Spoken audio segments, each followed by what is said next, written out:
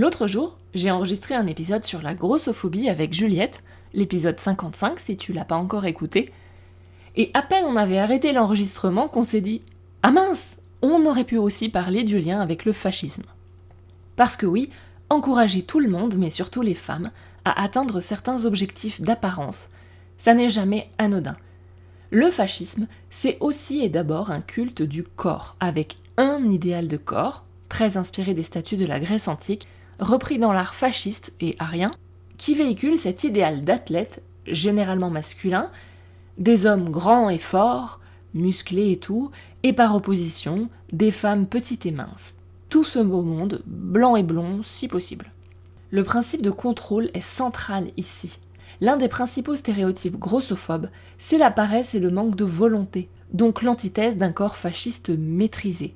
On retrouve ce lien avec la morale. On n'est pas mince juste parce qu'on se nourrit bien, ou qu'on est gentil, ou que tout le monde il est beau, il est content. Comme on l'a dit dans l'épisode, le culte de la minceur, c'est pas une histoire de santé, c'est une histoire de morale. Distinguer les gens qui ont la force de caractère nécessaire pour respecter les règles et les autres. Et c'est pas juste pour faire joli, c'est indissociable d'une mentalité guerrière. Ce culte du corps, c'est celui de corps prêt pour la guerre, donc la performance poussée à son paroxysme. Un esprit sain dans un corps sain, oui, mais pour mourir au service de la patrie. D'où l'idée de discipline, d'injonction à suivre si possible sans trop se poser de questions. C'est donc un contrôle des corps avec un modèle, une norme unique à atteindre, qui correspond à l'image de l'élite. On voit que de là à l'eugénisme, il n'y a qu'un pas. Quels corps ont le droit d'exister ou non ?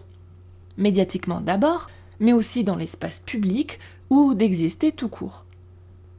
Comme le dit Joanne Chapoutot dans Le nazisme et l'Antiquité, qui explore justement l'imaginaire de la Grèce et de la Rome antique repris par les nazis, l'eugénisme ne se borne pas à exclure et annexer. Il veut aussi éduquer les corps à la performance et à la beauté.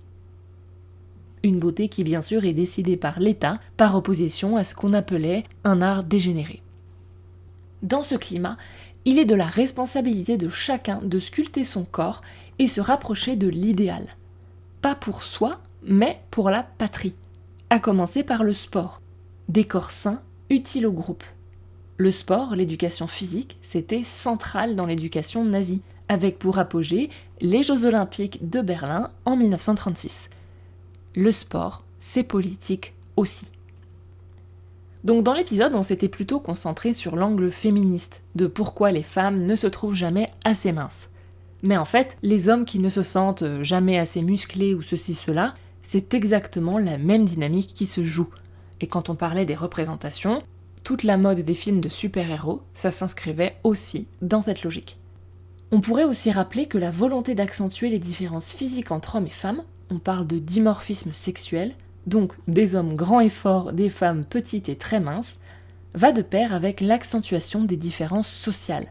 Une volonté de renforcer les inégalités et de remettre au goût du jour les rôles genrés traditionnels type années 1950. Par exemple, le mouvement des Tradwives, l'injonction à la maternité, le terme de réarmement démographique n'était pas anodin, mais aussi l'homophobie, le racisme et l'antisémitisme, le validisme, parce que ce sont autant de corps en opposition avec l'idéal fasciste. Et qu'est-ce qu'on observe en retour de bâton des progrès féministes de ces dernières années ? Eh bien, une contre-offensive réactionnaire, un retour des idéaux de maigreur, parfois même extrême, pour les femmes. C'est pas dissocié, c'est pas un hasard, il y a une causalité directe.